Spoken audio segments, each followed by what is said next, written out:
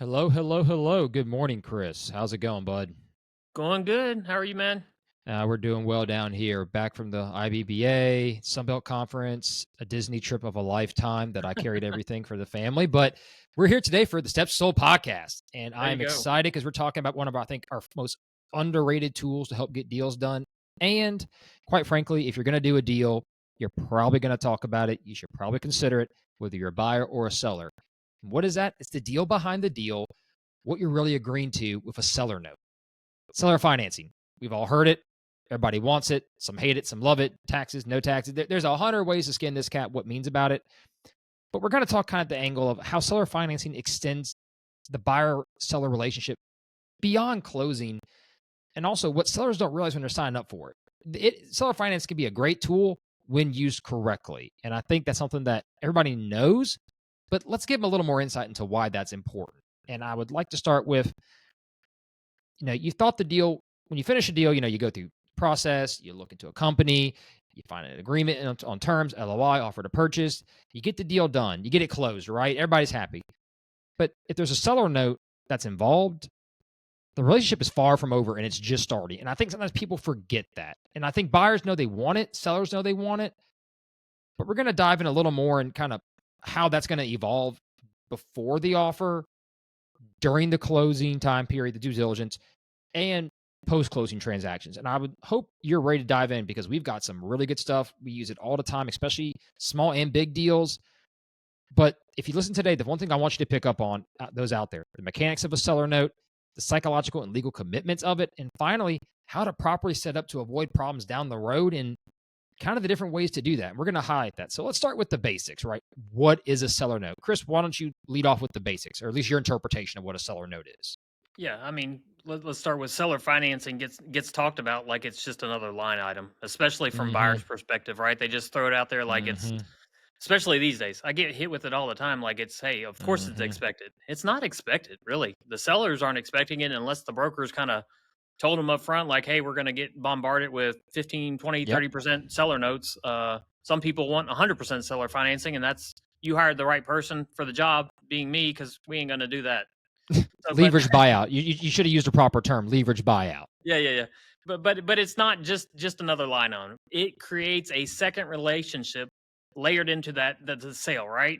And from my experience, it's that relationship that it's not clearly understood up front. If it's not understood up front, it becomes one of the biggest post closing pains you've ever seen. You ain't So wrong. in my LOIs, I get some people that put LOIs with 10, 20% seller financing note needed, but they don't spell it out. They don't even say, hey, Yes. I'm going to do this interest rate. Here's how the note's going to work. They just assume that the seller is going to be okay with million, 2 million, $3 million seller note. And Yeah, so we'll that, figure it out later, right? yeah, no, No, it's so no, important to nail it down from the beginning. no. You're correct. So for those out there, seller financing is when the owner does the financing. You don't have a conventional lending institution that's willing to do the financing. So the seller's taking on the risk, right? Often that risk hopefully has some collateral base, whether it's real estate, equipment, and perhaps and most often a personal guarantee. That's scary words for a buyer, right, Chris? I mean, Yeah. that sounds whoa, but here's my thing as a buyer. If you're going through the SBA and you're scared of a personal guarantee for a seller note, that's crazy. You're already guaranteeing everything to the SBA anyway. Yeah. So what's the difference, right? I feel like that's the hardest part for people to get. But why do we use seller notes? First time, and most often case, it's to bridge that gap between valuations. We talked about this 100 times. You've got a business, you've got what the lenders want to lend on it, and sometimes there's that gap from what the business is really worth to what the lender can lend on it. So how do you bridge that gap? A seller note. Yeah. That can be for a bunch of reasons. Could be financials don't support the loan because there's cash component missing. It could just be the case that the multiples traditionally used don't fit, but this is a rare case where there's so much blue sky. A lender may say, look, I'm not going to do a full blue sky loan. I need the seller to do some seller financing. Or C, the bank just wants the seller to take a seller note regardless because the buyer may not have 100% industry rollover, right, Chris? There may be a Yeah. case where, hey, I'm buying this HVAC company, but I don't have HVAC experience. Well, I need the seller to seller finance. Why? They want some skin in that game from the seller to make sure this deal stays alive. Yeah. Point Well, blank. And there's nothing wrong with that. Let's say that's not a negative trait to the deal. That's just everything an underwriter and the lender's looking to in a seller is make sure the deal survives. And the same should be for the buyer. You should want to have a little bit of a seller note. Now, let's talk about sometimes where that's a problem. Obviously, the seller note incurs debt coverage, right? You have to be able to support it with the deal. We talked about, you just mentioned a moment ago, seller notes. Some people do not, when they lay out an LOI or an offer, they don't specify that debt service. That's a crucial mistake when valuing a business, because you got to factor in that debt service coming out of the cash flow. And like SBA, we talked with Huey a couple weeks ago, sometimes that full standby doesn't kick in until 2 or 3 years later. Well, if your debt service is, let's say, $100,000 a year with the SBA, and also you tack on another $20,000, $30,000 a year in debt service to the seller note, that kicks in at a later date. If that business is struggling, if that business hasn't grown, your return is going to go down in that third year. And that's a scary thought as a business owner, right? You would think 2 years in, you're stable, you're comfortable. I mean, Chris, give me some ideas how you would structure a seller note to help avoid those cash flow jumps, or in better terms, things we do as groups. I've got a couple ideas, but let me hear your ideas first.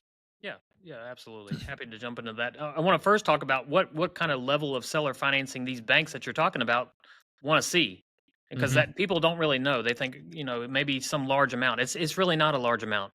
The banks just want to see enough skin in the game from the seller that it makes them comfortable. It makes them feel like, hey, this guy's really committed to the transition. He understands he's leaving a little bit on the table. So I think, for me personally, as little as 5% in seller financing is often good enough to check that box for the lender. Sometimes Yep. 10 is required, and that's still manageable. I don't think it needs to be 20, 25%. So to answer No. your question, though, what kind of term? I just go with the SBA bank, because we got to get this past a lender anyway, right? And so the typical deal that I see is full standby for 2 years. Interest can be accruing.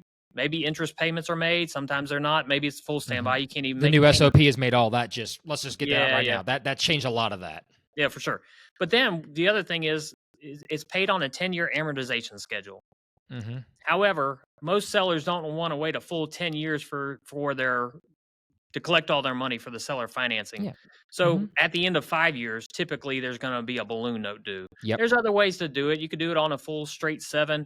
However, if you're seller financing for the down payment, if the seller's going to leave money on the table for down payment, in other words, if the buyer's coming in, he can't meet the full 10%. The equity injection. Yeah, the equity injection, we can talk about the risk of that if the buyer can't even get to the 10%. But if the seller's leaving for that, I do know, I talked to Huey yesterday about this, that seller note for that portion has to be on full standby for 10 years. No payments whatsoever. Interest can be accruing. It can be up to buyer and seller what that interest rate is. But yeah, that's a long time to wait for any money left on the table. You're not wrong. And I heard a couple lenders at the conference say, yeah, you can in theory reapply to the SBA hoping to change it after 5 years performance. Don't count on it. Yeah. Don't expect it to be possible. You can apply for it, but they said don't underwrite that into your underwriting criteria. And I think that's so important that people don't think about the full debt service obligation. Balloon notes, we use it all the time with seller finance notes. And I think that's a good way to do it. Because if at 5 years you haven't figured out how to run this business and can't refinance, that's a bigger problem. And if you're not willing to make that commitment, because imagine you're a seller, you're 70 years old. Are you going to wait 10 years for a note, Chris? Not me, no. So as a buyer, you have to put that into your perspective when you're doing your valuation. Now, I've even heard of some seller finance notes where they make them performance-based. They're not an earn-out, but there's some performance metrics. I've never done a deal like that. I've seen very few. The reason a seller note, I think, shouldn't be performance-based. Now, this might be a hot take here.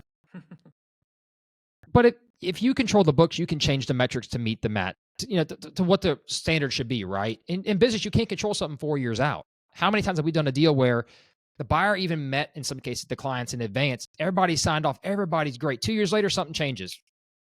To make that performance-based, I think, is silly. And it's a way to not say steal from the seller, but it's a way to kind of screw them around. And I don't think it's right. If you're asking that seller to seller finance you, you need to make an extremely good faith effort as a buyer to make sure he's going to get that payment. Because that's basically, I'm not going to say stealing, but it's manipulating to not get them paid. Now, granted, there are some leverages as a buyer to having that. If the seller lied to you, committed fraud, misrepresented, that seller note is your leverage to say, hey, so-and-so, come back over here and work with me because you didn't represent this properly. Right. And you see that more often in smaller deals where you're not going to have conventional financing, right, Chris? The SBA doesn't like to go below 500 typically, even 250. the underwriting processes. Conventional loans, as we talked about, they're not going to do deals for small businesses. They're just not going to touch it. So sometimes the only way to get these smaller deals done is a component of seller financing. And we tell buyers, use that as leverage to hold the seller accountable. And to the seller, you're going to get tax benefits. You're going to get some deferred taxes on that. And that's a good thing. And also for a lot of people, it's deferred income later in life if you're retirement. Would you rather get hit for full lump sum, pay full capital gains, Chris? Or would you rather say, hey, I could defer and save 35% on that remaining seller note and get some residual income plus interest? Your total walk away is better. And I think buyers often don't understand how you can use it to get a better consideration to the seller. Yes, you're paying a little more in interest, but you're not paying it up front, and you're getting the business and their expertise, and they're tied to you. What's more important, Chris, when we do deals? Knowledge and how to run that company, or getting the cash up front, letting the seller walk? What would you rather have? I want that knowledge. You got to have that knowledge. Without it, the business is going to fail, right? You need that Mm-hmm. institutional knowledge. If that guy's ran that business for 20, 30 years, boy, you can't let that walk out the door day one. You've got to have that, right? You're right. So talking about knowledge, and I think that's where sellers have to keep an open mind. When you sign that seller note and you've completed the training and transition process, you're not done. You're done in theory, right? You're not going to be there every day. And if they want you there, work out a consulting agreement, work out an employment agreement. Okay. That's on y'all. But that seller note's out there. That buyer's going to call you. And most good sellers, Chris, they're going to answer that phone call and want to help them. We've talked about this multiple times with some of our sellers. They're going to dive back in those trenches because they know those employees, they have connections with them. And also, there are times that rare circumstances that seller needs to come back and help that buyer because that situation has never happened or only happened once in the company's tenure. And you need that specific industry knowledge. And how are you going to tie a seller to that? A seller note. They're going to want to come help you if they know they got money on the line. And that's okay. It's a leverage deal. It helps keep both parties honest and engaged. And if you're doing a deal, that's what you want. And as brokers, we try to make sure there's some that leverage for both sides because it makes a deal better. Am I wrong? If one side knows they can walk away tomorrow, what are they going to do? Yeah, They're exactly. going to walk. They're out the door. Yeah, yeah. With the That's seller right. note, the deal doesn't end right at the closing table if there is a seller note in place. Mm-hmm. As the seller, you basically become the post closing lender. You're right Mm-hmm. there with the bank. And so if that buyer stumbles or you're going to be left holding the bag, or worse, you're going to be forced to re-engage emotionally, maybe Mm-hmm. legally. So keep it small. You don't want that bag to be large where Correct. like, hey, I got to take back over my business because this guy owes me 50% of my business. Mm-hmm. No, keep it small. But you have to put yourself in as a seller. You have to put yourself in the buyer's shoes. He wants to make sure that, hey, if I need to reach out year two, you're still going to Mm-hmm. be around, answer my That's calls right. because it's that skin in the game that I can call for. You're right. And also when dealing with a lender and seller finance, often that seller financing is in a second position to the bank. So that seller's way down the totem pole of getting paid. So they're going to want to be invested in getting that money. Yeah, Because if they go to if a business fails, goes to liquidation, they're not getting anything probably, or a right. very low amount. Let's be honest, right? It's That's for sure. tough. Yeah. So I think people have to keep that in mind. And that's one of the misconceptions. Let's talk about misconceptions of seller financing. My first misconception I see all the time is that it has to be included. Let's make that clear. It doesn't have to be included. It's a negotiation tool and a very useful tool at times. But is it required to do a deal? First off, no. But is it a good thing to have in your portfolio and help get with an SBA loan or buyer confidence? As a seller, you should consider it. I can probably tell you how many times we've told a seller, you probably should seller finance, and the first reaction is what? Oh, Yeah. no, would never do Eager. that. No. No. And how many of those come around? About 90%. Because they realize it opens the buyer pool up. You're going to expand, one, your opportunity for buyers to come in and want to purchase your company, and two, get a deal done. What other misconceptions do you see, Chris? I think they don't realize the standby period, the 2 year standby. They don't understand why they With the can't SBA? start getting payments right away, and that's really just to give that buyer time to get into the business, get an understanding, make sure there's not going to be a cash crunch, and they're Mm-hmm. month three they're going to be having to reach out to the bank and asking for another line of credit or Yep. struggling to find where cash flow is. So that 2 year standby, I have to explain that quite often to my clients, sellers. The other thing is why it's on a 10-year amortization schedule, which I agree. Well, that's way too long. But I tell them that That's balloon an note. overreach from the SBA. What I do with my clients a lot is I work that note out so they can see it visually. Like, here's what it's going to look like. Mm-hmm. Here's the interest it's accruing for the first 2 years. Here's what 3 years of principal and interest look like, Mm-hmm. and here's your balloon note. when I show them that blue note, it kind of changes things. Hey, 5 years, that's a little longer than I like, but I like your strategy of tax mitigation. I love telling people to Mhm. talk to their CPA, and when the Yes. CPA tells them, hey, yeah, you're going to save a lot in taxes, or we're going to mitigate that over years, and I'm going to come up with some strategies to help you even lower that a little bit because you're giving me time to work with, not Mhm. hey, you're selling your business in November and you've given me 2 months to figure out what to do with your $5 to $10 million that you're about to get. So Yep, you're absolutely correct, and I want to parlay off that point. You mentioned the full standby, and part of our job as brokers helping people understand early on those are terms that are going to be included. So don't wait till the final hour, then realize, oh, I'm not getting paid on that. You want to talk about make every party just lose their mind? That's the easiest way.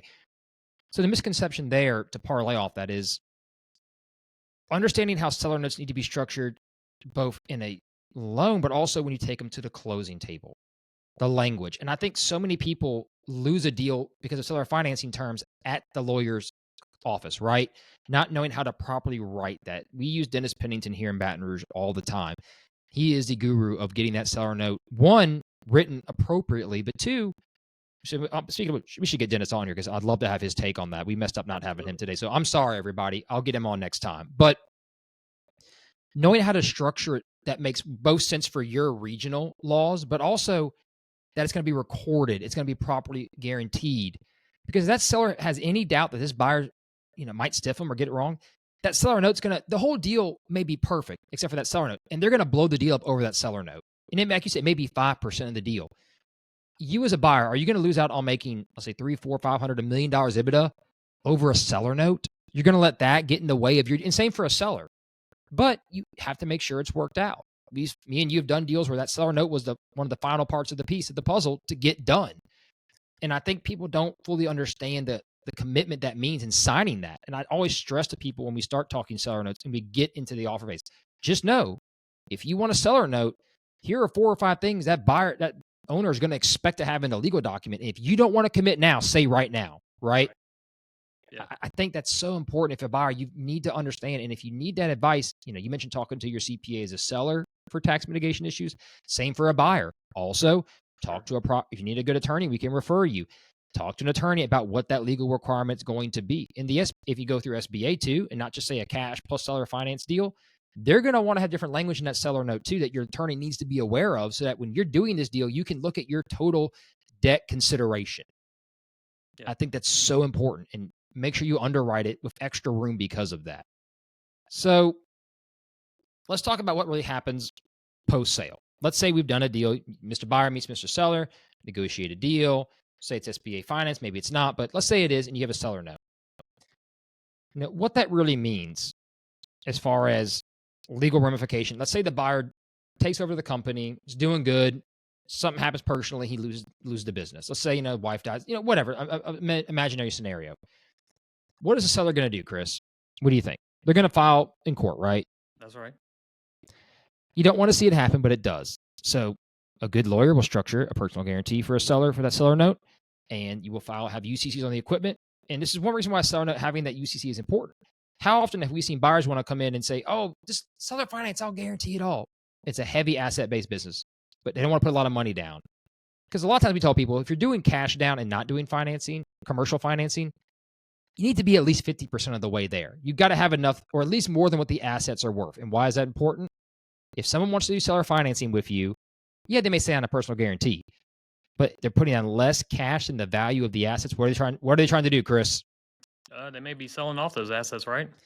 Bingo, not going to make a single payment. They're going to get in there, get those assets, and haul them off. I've Liquidate seen them. that. Mm-hmm. But a good lawyer puts a good seller note in place and files proper UCCs to protect you. But you need to consider that when you're seller financing. Now, I've had some sellers say, I have no problem seller financing a huge chunk of money. I did a deal where it was a $2 million offer, million cash, million seller finance. And for that person who's older in life, that's not a bad gig for me. I like that. Yeah. But I need a personal guarantee. The Right. buyer's Right. like, well, you don't trust me? It's like, well, no. Would you let someone say they're going to pay you $1 million, no guarantee? I don't think I would. Yeah. We talked about this a few weeks ago. The Mm-hmm. seller just literally met this buyer. It might have been like a couple weeks ago. Mm-hmm. Might have been a month ago. This guy's putting in an LOI and Mm-hmm. saying, "Hey, Mister Seller, give me a million, $2 million, basically, so I can buy your business." He Yep. just met you. There's no trust there. So the decent thing to do, or the good business savvy thing to do, is ask for that Put skin in the personal game. guarantee. I Put skin in the always game. Yeah, I always recommend a personal guarantee, right? Even if it's a smaller seller note, why not? Mhm. It's showing commitment from the buyer that, hey, I will honor what I'm doing here. I'll take this obligation seriously. And even if the bank is in first position and there's not much collateral left, you've given that seller the trust that you're going to sign Mhm. anything and you're going to do everything in your power to make this business work and get them Mhm. paid. And that's kind of the risk of them lending you the money in the first place to buy their business. You're right, and as a seller, you have to be willing to take a loss on that seller note. You have to know that there is a chance that something could go wrong. I know that's hard to hear. Now, there's probably some tax implications that can benefit you writing off bad debt. That's a question for your CPA. We were just talking about that yesterday, Chris. We should probably get a CPA on here to talk about that, guys. We'll do that too. We got two good suggestions we've had since starting this podcast today. But you have to want to take that risk. And I think that's the hardest part for sellers and buyers understand that there's a risk you may not make that seller. You may shut the business down, but that personal guarantee still exists, right? And for the seller, you may have to write it off. There is an opportunity there. It doesn't happen very often. It doesn't happen very often, at least from our experience, deals that we've done.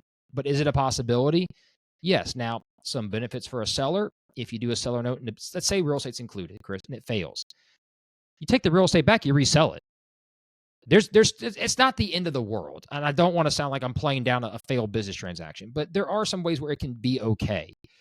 But that's where you pick a good buyer, and why, if you do seller financing, you trust the person you're working. That's so important. I think the other issue is emotional fallout. Let's talk about that. Very often, just because you agree to a seller note as a seller doesn't mean the buyer can call you at let's say year 1.5, year and a half later, 5 times a week, right, Chris? The No. seller note does not mean they're your employee for free. Let's make that clear. If you want that seller to be involved long term, post training and transition, regardless of the seller note in place, you need to work out a compensation package with them. How often do we see that as a sticking point? Well, I'm seller financing, so they should just work for free. Yeah. No. I mean, No, the seller finance note is not an employment agreement. Let's make yeah. that clear. Let's state that outright. No, I typically work out a consulting agreement where it's a Mm-hmm. certain amount of We see time that that a they lot. can call the seller.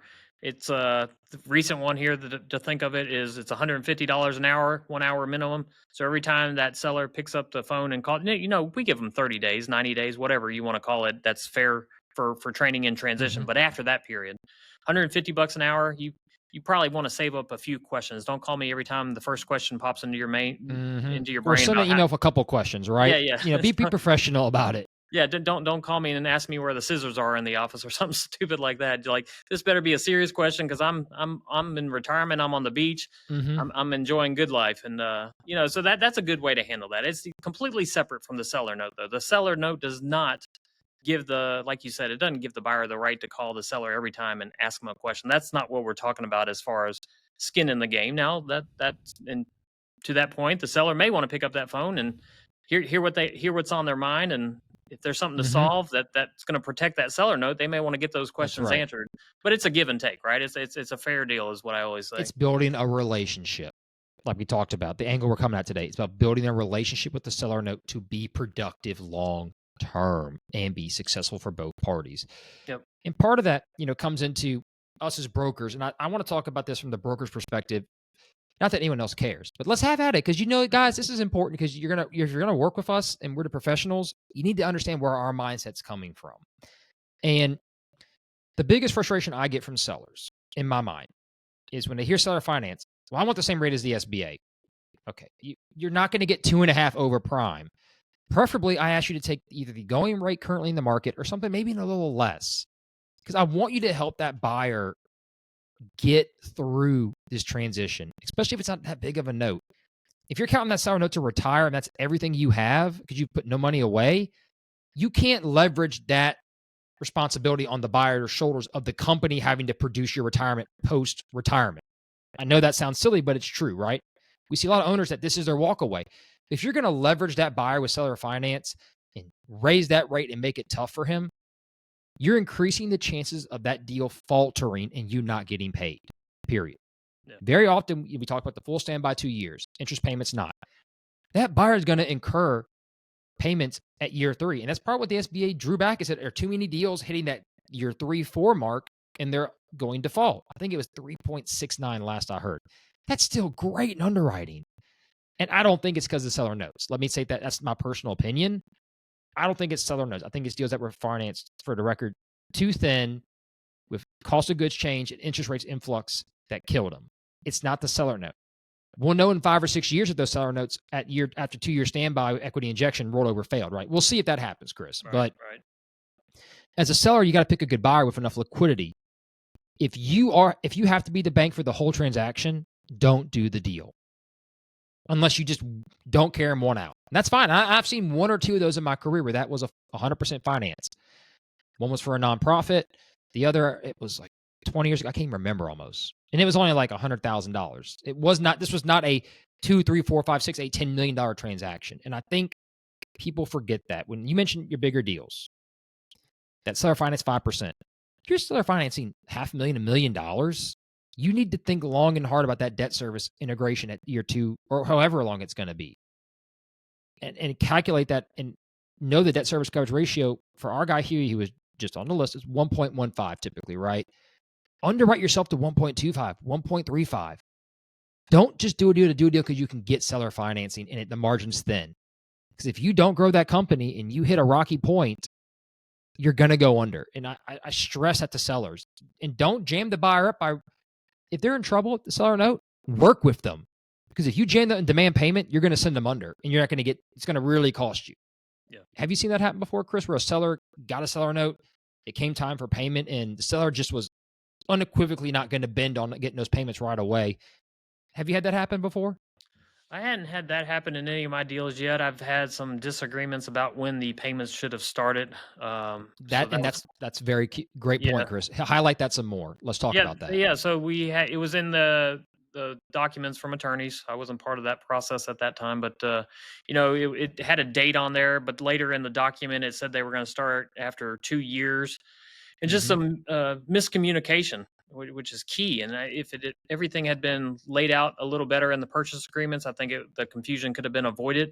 Yep. But yeah, I had a client call me and he had to wait another year to start getting payments. He wasn't too happy about it, but interest was growing and I think he's getting paid now. It's that was a deal in 2021, so I haven't heard anything since. So all good there. But yeah, the go back to our original point. Get things laid out in the LOI. Spell it out. Spell Yes. out don't Yes. just put seller financing 5%. Spell it out as far as I never see this, and I always have to share it to my clients what those payments look like. Have you ever Yeah. seen that in an LOI? Like, hey, this is the payment going to be years 1 and 2. I don't Yep. see that. I usually have to provide that. But yeah, I think if a buyer put that in the agreement Yeah. right up front, Run it's the a non-binding. amortization schedule, provide it. I think that's such a good point you just made. And Yeah, I've seen it on one of the most recent deals that happened to me. And I was like, thank you. yep, Because you gave the seller the ability to calculate their total consideration. How long have we said that in all our podcast episodes? If yeah, the seller can't calculate their total consideration, they're not going to know what their deal is worth to them, and they're not going to sign off on it. yeah, yeah. And that's so important. And you're right about the date too. I want to mention, because you made a great point about the lawyer in the closing documents having the right one. Define the start date. Is it from the day of close and fund, or from the day of fund? Because how often have we seen the business close one day and then it funds 5 days later? Sure. Make that start date and timeline exceptionally clear, and have that seller amortization schedule in the closing documents to perfectly define the amount and the times. I think that's so important, because then it takes away the necessary conversation to have, say, 2 years later when both parties disagree, and it's like, well, hang on a second. How do we straighten this out? Right, for sure. That is great points. That we should have hit that earlier, but that's awesome. Let's take here. We've talked about some misconceptions. We talked about some benefits of seller financing for both buyer seller. We talked about structuring for protection with UCC filings. We discussed interest rates. At least I hit on it a little bit. Good rates, not bad rates. Defaults. We talked about sellers understanding. I just now mentioned total consideration. I try to stress to them too, a benefit of doing that is we don't get paid on that interest payment. And I think that's important to realize. We're not charging you on the interest payment. At least I'm not. There's a broker out there doing that, whatever. But we're helping you get a bigger piece of the pie and save some money paying us. So that should be on your radar. And as a buyer, you should be happy to make those interest payments. You should be able to write those off. Now, granted, talk to your CPA. Every state law is different. I'm not giving accounting legal advice. Please, no, don't sue me. Don't be crazy. But I stress to people, if, as a buyer, if the seller finance gets you in a deal, maybe you don't want seller finance, but the bank's requiring it. You're like, man, I really don't want it, but I like having a seller tied in. You can always work those seller notes out. Get those seller notes structured appropriately into a seller. You can sometimes sell those seller notes on the open market. There are companies that buy those notes, right, Chris? That you can sell, and if you want to get it paid up front, it may not be the same amount. You can offload it that way too. So you're not stuck with this massive imaginary seller note in the sky you funded forever. There are ways to work around that and refinance that too. And I hope people out there listening take what we're saying for granted and understand there is no one perfect way to do a seller note. But if you use it appropriately as a good strategic move, you're going to increase what you get done. You're going to get a deal done. And if your whole saying is, I'm not doing it, good luck. I mean, it's a part of the deal making structure now. Years ago, when it was conventional loans only made sense, it was conventional loans and seller finance. We got deals done when my dad first started this practice back in 2000. You had to do it. The SBA has gotten a lot more favorable up until a couple of weeks ago, and they made the SOP changes. But seller finance was that tool that a lot of good street smart businessmen used. And buyers don't abuse it. Right, Chris? Seller note doesn't give you leverage over the seller to demand everything. Use it as a negotiation tool to help the seller with tax mitigation, with getting the number they want. Bridge that gap. Use it as a gap building bridge to get the deal done. Don't make it the stalwart of the deal. I don't want to come across as condescending here. So forgive me, everybody, for saying this. If you think the only way to do deals with seller financing, you're a moron. Don't do it. Be open. Right, Chris? Be open to different strategies. Yeah. Now, that being said, is there anything else, Chris, that we haven't covered that you think we want to hit on before we wrap this thing up on seller finance? Because I feel like we've hit a lot of the wide spectrums. We've given everybody a bunch of good advice. Was there anything you think we've missed or you want to re-highlight? Just for the sake of argument's sake. Let's at one point, if I go to bed tonight, I'm glad I said this before I went to sleep. Yeah. No, sometimes I have buyers propose seller financing, large amounts or even small amounts. And I ask them why they think that's needed, because they're bringing the 10% down payment. They got plenty of liquidity. They're not too concerned about the seller even staying around. In fact, they've maybe expressed they want him out day one. They are, after 30 days, they don't. Yeah, they there are don't. some buyers like that. So in that, when I hear that, I start thinking maybe seller financing isn't the right tool here. I've had those deals. Maybe it's a holdback, or maybe it's I hate to use the term earnout, but what I do like is it's a 12-month escrow, because mainly what they're concerned about is, hey, what if I get into this business and we finally find out, even though we did our background check and all the due diligence, we find this liability or this lawsuit is in the background. That I understand. So let's put a certain percentage, 5 to 10% of the sale price, in a 12-month escrow account that the seller the seller can't touch. It's a third party that has to approve it. Buyer's going to sign off on it at the end of 12 months. So sometimes you got to think through, do I really need seller financing? Correct. Because that may actually end up biting you in the ass, pardon the French. But when you get to the year 5 and that balloon payment's due, you may wish you hadn't done seller financing. It might have been better to have that money into a full SBA 10-year amortization with even payments, not this. Oh goodness, I've got one now that I'm working on. The balloon note is going to be $1.5 million if we do it right. And yes, I'm telling the buyer that you can refinance it, but again, that's me kind of trying to provide comfort. I can't sign a document. The bank's not going to sign a document that says yes, you absolutely can refinance it. So we may get to 2030, the year 2030. We may be in turmoil. Nobody's refinancing anything. He may be in trouble and wished he had just put that money back into the original loan with the SBA rather than the seller financing that he's asking for. So think through the process. Think, is really seller financing really needed, and what is it accomplishing what you think it is? Because there may be other ways to do that or structure the deal to get that done. Great points. And you mentioned, something holding money in escrow instead of seller finance. We have access to reps and warranties insurance for a closing document for a seller. And say, hey, look, you want me to seller finance 20%, right? Maybe there's a lot of fluctuation in the market and customer concentration. I can't guarantee that customer is going to stay. You can meet them before even sign agreements. sellers that we can give you reps and warranties insurance to make you feel like, and for buyers, say, hey, look, we can get that in place where if you feel like you just couldn't find that perfect language for seller finance, but you want that protection, we can get that. That's a service that we have access to, which can be a great gap, obviously a gap builder in the relationship. But I had a brainstorm while you were talking. You mentioned not every deal needs seller finance. Real quick, let's talk about a couple industries that I think it's almost necessary in when you do a deal. Ones that come to mind are practices and professional services that are very heavily owner based. Let's talk about like a small doctor's practice, lawyer, accountant, someone in like maybe a physical therapy clinic where customer concentration really matters and that personal relationship matters, right, Chris? We've seen sellers finance structured notes, which they're not like an earn out, but they're structured over a 3 or 4 year period where I'll give you, let's say 75% upfront, right, Chris? And each year, as long as the firm, if you hang around, retains X percentage of customers year after year, I can pass on, I'll keep paying that seller note. That's going to happen in those smaller deals because the person is the business, right? That individual, that accountant, that lawyer, that dentist is the key person. And if he's not there, you're going to have a really hard time transitioning. No one's going to pay you for your practice because if you don't answer the phone that day, say, hey, it's Brandon CPA firm, and John answers it. Well, where's my CPA? Oh, he sold it to me. Let me call you back. You know it's about to happen, right? You're going to lose them. So that's important. That's an industry where sometimes you need to have that seller financing. But like you said, there are times where you really may not need it. Put it in escrow and let it sit there. Have guiding terms. Have a good attorney draft those terms for how it's going to be dispersed. Again, back to our main point. If you're going to have seller financing, you're going to have that escrow. Have proper, very clear documentation and make sure you fully understand it. If even you have to think like, I don't get it, stop and get it clear. Don't run that risk.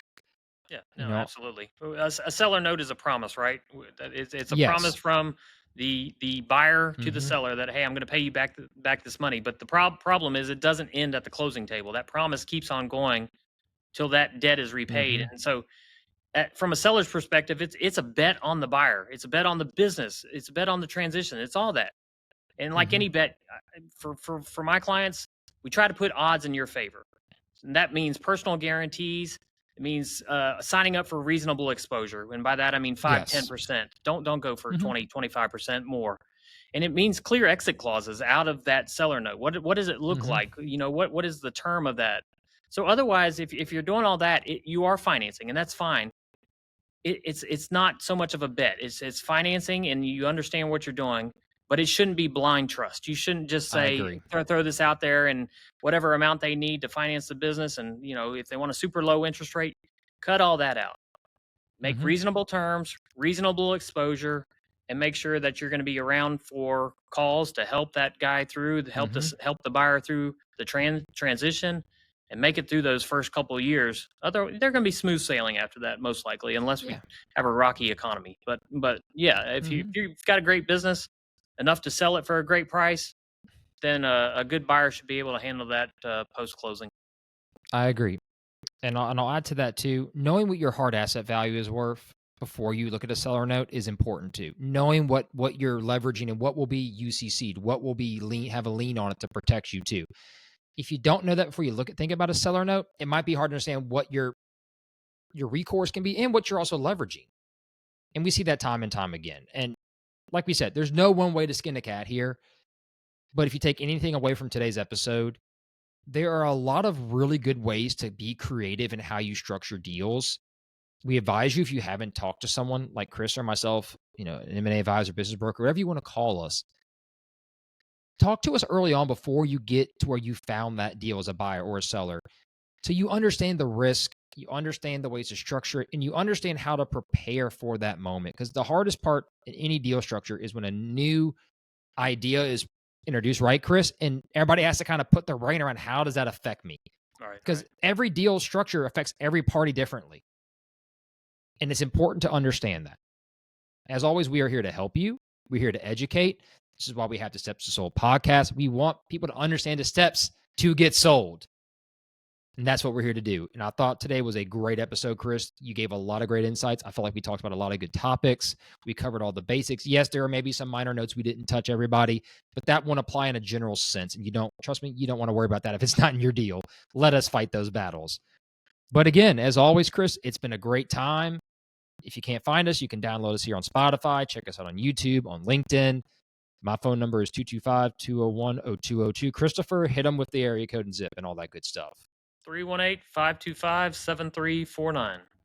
Live from the Port City in Baton Rouge, Louisiana. Good seeing y'all. It's a Steps to Soul podcast. We will see you next week with another exciting topic. Bye-bye. Take care, Chris.